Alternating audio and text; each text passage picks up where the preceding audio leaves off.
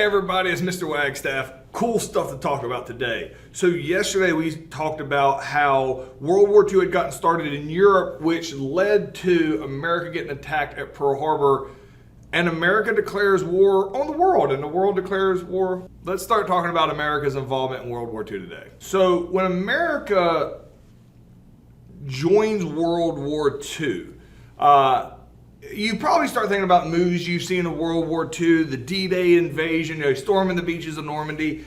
That's actually going to be a few years later. It's not until 1944 that D-Day happens, the storming of beaches here, this top picture here at the beaches of Normandy on June 6, 1944. We're still in 1941, the end of 1941. There's a lot of things that have to get put in place before you can launch these massive invasions. And it's going to take a long time just to prepare to be involved in such a massive war. Because keep in mind, America was trying to stay out of it, and now all of a sudden we're not. So it's go time. So today we're going to talk about what America does at the very beginning when we decide it's go time. Well, the first thing you have to do is you have to figure out who's in charge. All right, so who's going to make the decisions? The reason this is more important in World War II than any other war is because we're basically fighting a war on two different sides of the world. All right, one side of the world is called the Pacific Theater. All right, and that's going to be Japan and everything that's going to take place over there. There's going to be a lot of naval battles there, but there's also going to be a responsibility of having to invade these islands, which is going to be really different type of strategy and planning and military expertise than what will take place in the European theater. The European theater is Hitler and Mussolini, and that's going to be a lot of like tanks and large amounts of men on the ground over there in Europe, assuming at this point that we make it into Europe because Hitler owns everything. So we have divided this whole concept in half with the Pacific Theater, basically fighting Japan, and the European Theater. So there's going to be two completely separate generals that are going to be in charge of these two very separate wars. Because they're opposite sides of the world and take different specialties, all right, and there's different issues when you fight with Adolf Hitler versus Hideki Tojo in Japan, that it necessitates two very different groups of military. However, the guy that's going to be in charge of it all is the President of the United States, FDR. He is the Supreme Allied Commander. However, FDR, he's not a general, like he's not, versed in all the military strategy. So he needs a guy that is going to remain in the United States the entire war and basically run the entirety of World War II. This is probably the least famous general because he stays in America during the whole war. But this is a guy named George Marshall. So George Marshall is who FDR picks and is like, win this war for us. So George Marshall says, all right, so he needs two very important generals. He is going to put a head general in charge in the Pacific who's going to be basically tasked with taking over Japan. That man's name is General Douglas MacArthur. All right, so Douglas MacArthur gets put over in the Pacific Theater. So in the European theater, George Marshall is going to put a guy over there, probably the most famous person on this board outside of maybe FDR, since we've talked about him a bunch, is a guy named Dwight Eisenhower. Now, Dwight Eisenhower might be ringing a bell in the back of your brain. It may not. You're like, wasn't he a president? He will eventually be a president.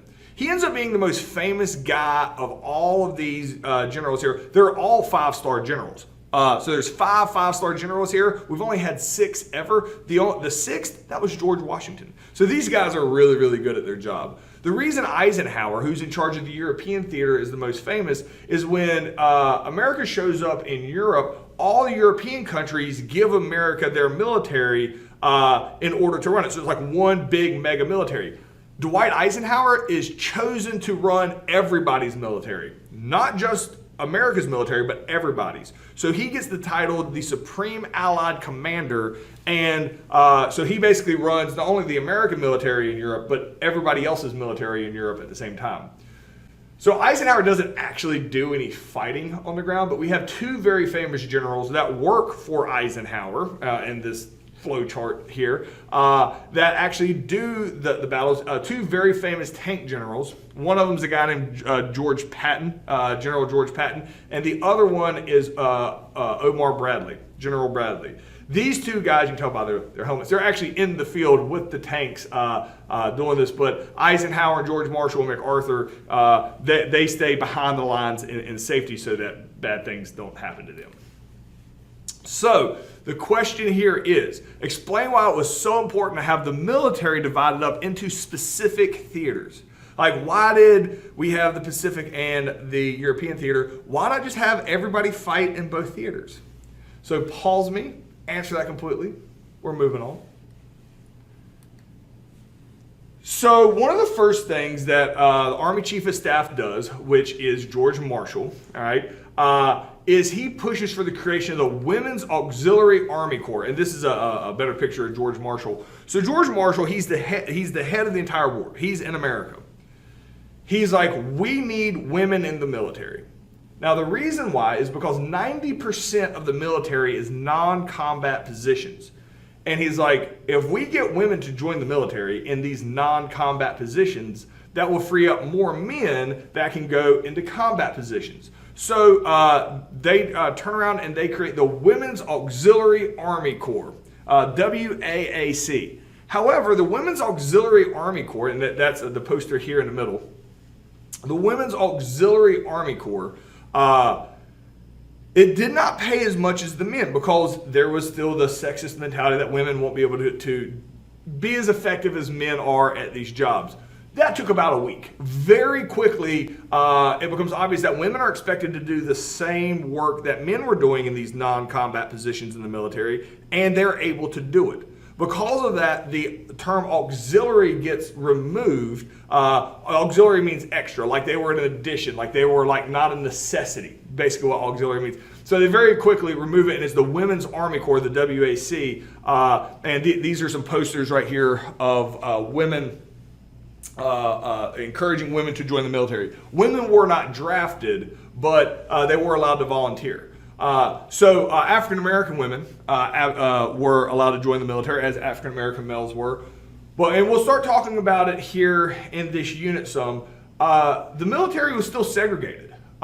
It's going to be at the end of World War II and before the military becomes desegregated. Like World War II actually ends before they desegregate the military. So there were all black women auxiliary Army Corps, Women's Army Corps divisions, and there were all white ones. So they were segregated. They did do the same jobs, though. It would just be all black battalions and all white battalions. It was still at this time period separate but equal. And there's some progression that gets made in race relations and understanding how ridiculous racism is during World War II, but we haven't got there yet. This is a picture of a woman painting an airplane wing. There are tons of jobs, truck drivers, mechanics, all types of stuff are open up to women during World War II that were previously held by men. So the question here is, why was it so important to George Marshall to have women serve in the military as such large numbers in World War II? Like, why did he say we need as many women as we can get in the military? Like, how does that help us win the war? So pause me, answer that completely. We're moving on. All right, so there's this guy, A. Philip Randolph.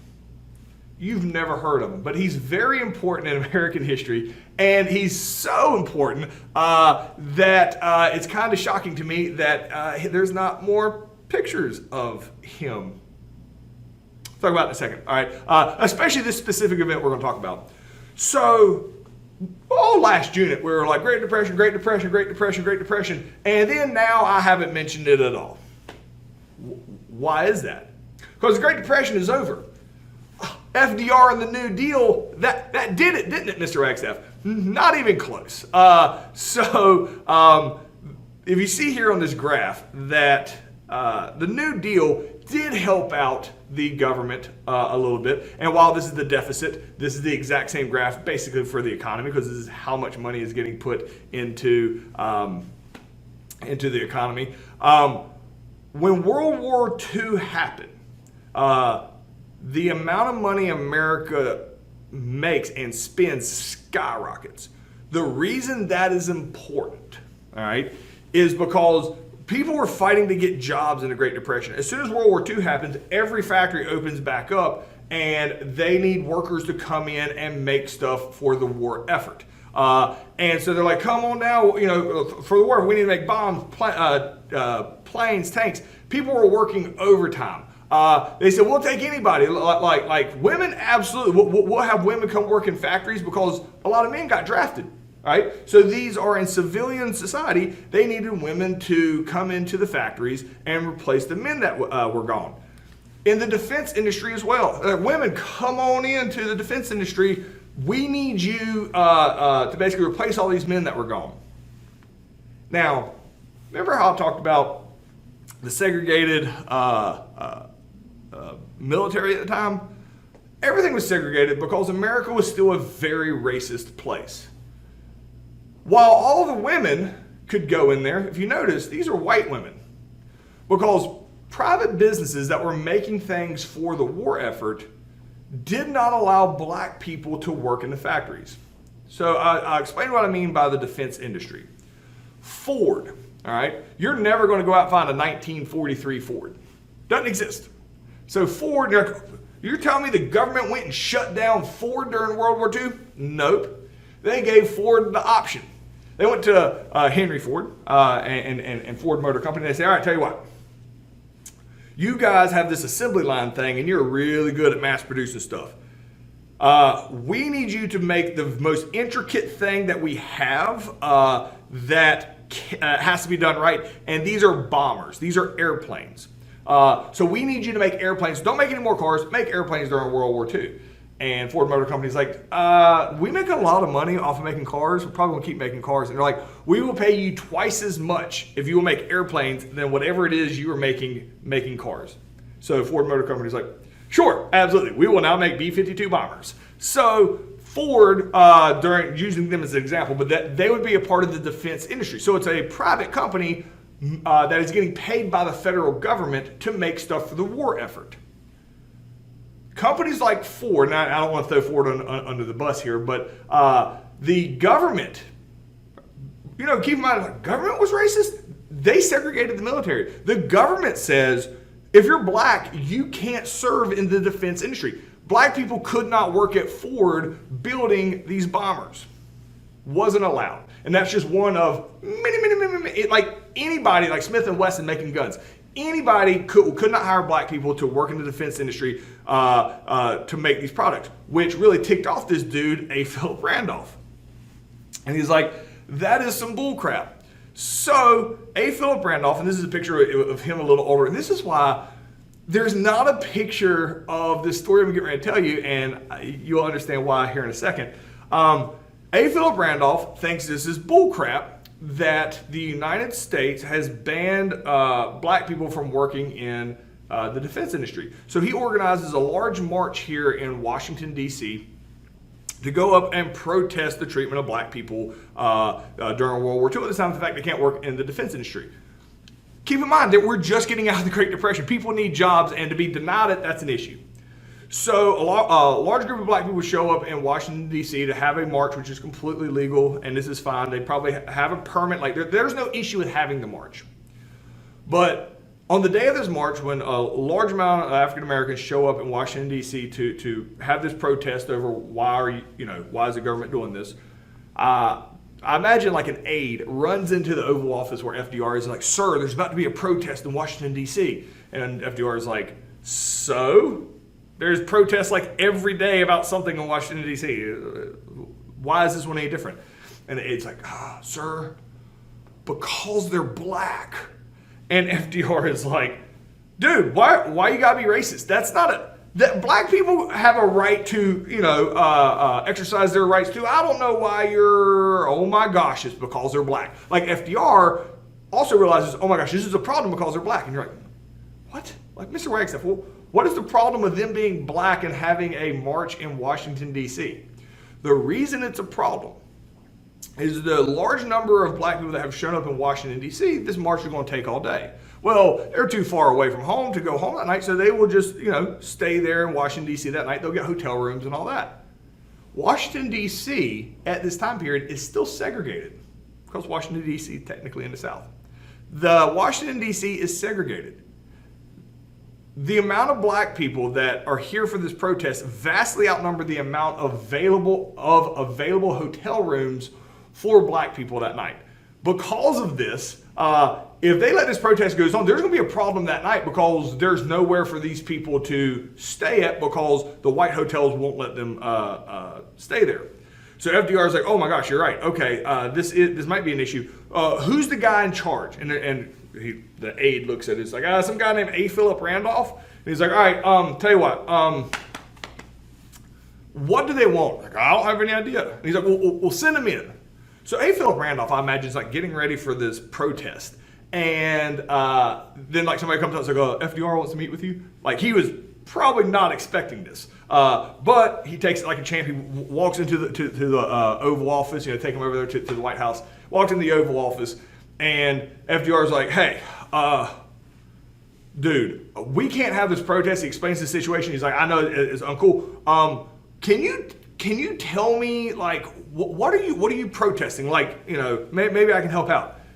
And he's like, well, and I imagine he's prepared for this, even though it caught him off guard, like a big pie chart. And he's like, well, if you see, it's so bullcrap that black people aren't allowed in the defense industry because Exhibit A, and he just starts into a spiel, and FDR stops him like 2 seconds in. It's like, what do you mean black people aren't allowed in the defense industry?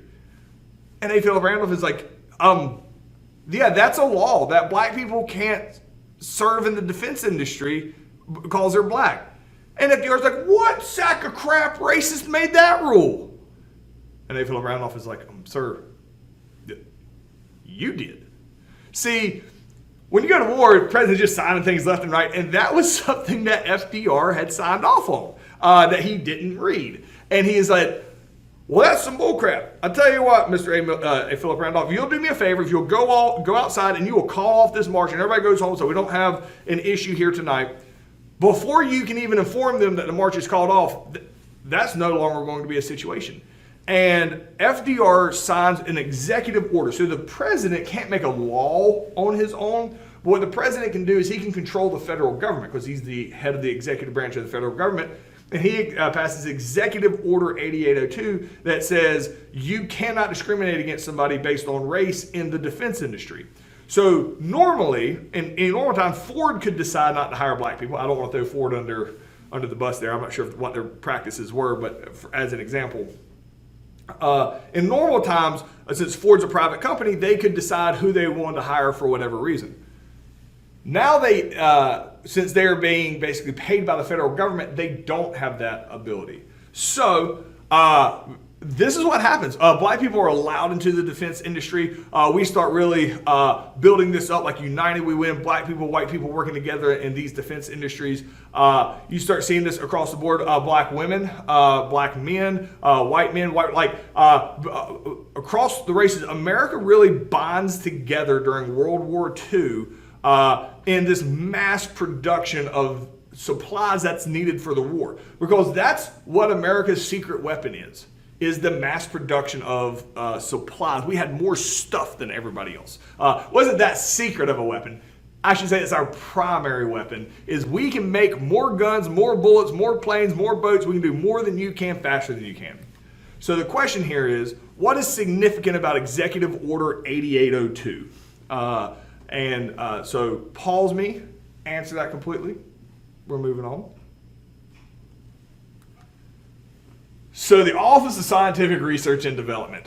This is cool. So it's wartime, so America is going to spend a whole bunch of money coming up with new science and ways of killing people.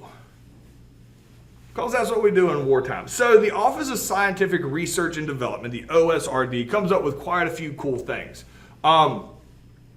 Sonar comes out in which you can now detect submarines, instead of just guessing. And then they had to come up with these things called depth charges, where you drop these bombs in the ocean, and based on how far away the submarine is, you can basically program these things to blow up at a certain depth, because you can't like drop it down there and like actually hit them. But so sonar comes out, the Office of Scientific Research and Development, as does depth charges. Another really important thing that comes out is America is basically lice-free.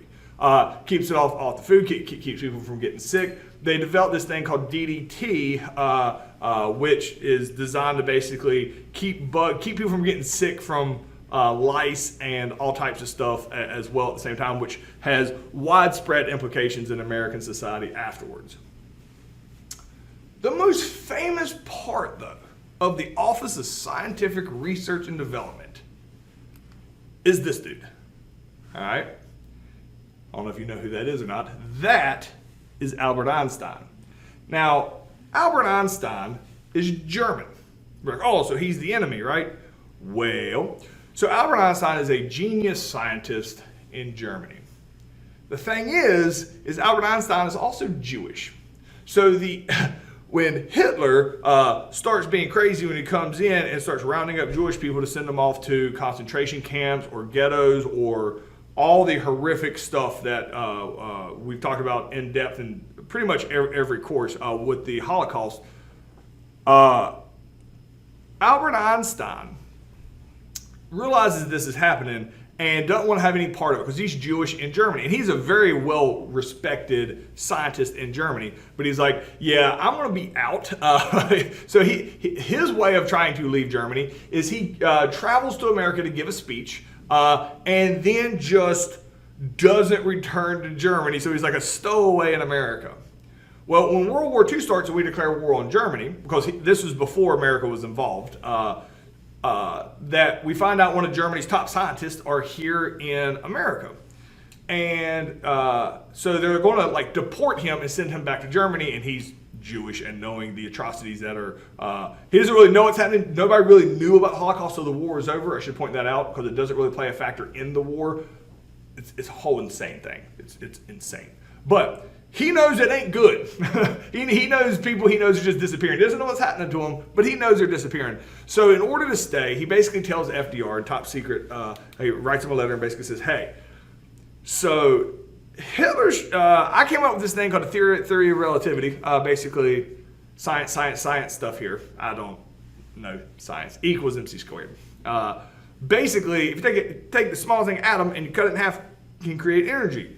Hitler wants to take that science and make a bomb out of it. And then FDR's like, all right, you have my attention now. And he says, can you make a bomb out of that? And Albert Einstein's like, I don't know. That's what we were working on in Germany when I left. So I don't know if Hitler's going to be able to make that or not. And the thought process is, well, if Hitler's going to have some weird new bomb, we want it too. So in order to stay in America and not be shipped back, Albert Einstein has to basically give all the science that he knows behind this theory of relativity thing to FDR, and Albert Einstein has to keep his mouth shut about it. So Albert Einstein's like, cool, gives all the science behind this concept of making a big bomb, which will be called the atom bomb. And he goes and sits down and is quiet. FDR then is going to turn around and take that science and hand it to this engineer. This is a guy named J. Robert Oppenheimer, all right? He, basically, FDR gives him this science. It's like, hey, that's some science stuff. Can you use that science and make a bomb out of that? And J. Robert Oppenheimer's like, oh my gosh, this is advanced. I mean, I can try. I don't know if it'll work or not, but I can. And FDR's like, all right, I'm going to give you unlimited money to make this. Because even if it doesn't work, in the off chance that Hitler gets this weird bomb, we want to make sure we have it too. So he gets unlimited money. They rent out of Columbia University in Manhattan a building in order to try to assemble this thing called the atomic bomb. And so there's only 3 people that know about this. FDR, J. Robert Oppenheimer, this guy, and Albert Einstein. It's super top secret. So what I should point out here is that when Albert Einstein left Germany, they stopped trying to build the atomic bomb because they thought that's why Albert Einstein left, is Albert Einstein knew that it was going to be a failure. So America will continue throughout the war to try to build this, and we are going to be successful on it, trying to race against Germany, who honestly wasn't even building one at the time. So we were the only one trying to build this new bomb, but this is a part of the Office of Scientific Research and Development, and it's a special subsection, and it's called the Manhattan Project. So the question here is, describe some of the ways in which science was used to attempt to win World War II. So pause me, answer that completely. We're moving on. All right. So the Homefront and World War II. So America creates the Office of Price Administration. This is going to freeze prices so inflation wouldn't occur. Let me show you real quick. Let me get through this. Rationing was a big part of the Office of Price Administration. Not only did they freeze prices to keep inflation from happening, they also rationed everything. Rationing in America has always been relatively effective and a positive experience because basically it makes sure everybody gets enough. And this picture does a fantastic job. Rationing keeps people from hoarding stuff. All right, if you remember COVID and everybody went out and bought toilet paper, that was a problem. If you had rationed toilet paper and everybody gets to buy one case a month of like 48 rolls of toilet paper a month, everybody would be happy. But there's still people today probably have whole garages filled with toilet paper. Another thing that comes up, the Office of Price Administration did that. The War Productions Board, this comes back from World War I. They basically allocate natural resources. The main thing that America needs is metal. They need lots and lots of metal. So they tried to say, hey, make sure you recycle all your metal because we need it for like these little syringes like this. This helps the soldiers. Nah, nobody really cared that much and did that much. So they started with the propaganda. They started pictures like this. They've got the guts. Back them up with more metal. And everybody's like, yeah, America. And these are the types of stuff that started these large recycling programs. A huge part of World War II, and we've already mentioned it a couple times, but it can't be overstated, is women in the workforce. This is Rosie the Riveter. This is like a symbol of the time of encouraging women, strong women, go in, do your part in the factories. Tons of women go into factories, drastically more than had happened in World War I, in order to replace all the men that had left in World War II. And Rosie the Riveter here is a very common symbol of women in the workforce in World War II. So the question is, why was there such a focus on mass production during World War II? Describe some ways in which America was able to maximize the production during World War II. Pause me, answer that completely, and we're moving on. So one of the most clear-cut situations to show you why production is so important, all right? And why America is better than everybody else at producing stuff and how it helps you win the war. This is a literal how you win the war with producing more than everybody else. So Hitler, knowing America is going to get involved, he's saluting these U-boats. They go back to using submarines. And these are actually going to the coast of North Carolina, to the coast of the United States. And these submarines, they now go in groups, in packs, and they're called wolf packs. Because that's how they defeat the convoy system. As soon as America enters the war, these little wolf packs started popping up on the coast of the United States and sinking all the ships that were trying to leave to go to Europe. Now, when you got sank off the coast of North Carolina or America, there wasn't a lot of deaths because it would blow a hole in the ship, it would slowly sink, you'd get on your little dinghy and you'd putter back to shore. A lot of times you can basically see shore when your ship starts sinking. It takes an hour for it to sink. So there wasn't a lot of deaths, but there was a lot of ships being sank. So America said, bet. And we created these ships called Liberty ships. Best example ever of how our production can win a war. We could produce these ships every 63 minutes. We can make one of those every 60. Now granted, it's an assembly line. A new one comes off every 63 minutes. We literally could make these ships to send goods over to Europe faster than Germany could make torpedoes. All the U-boats, we just let them sink everything they wanted to. And then they ran out of ammunition and they had to leave.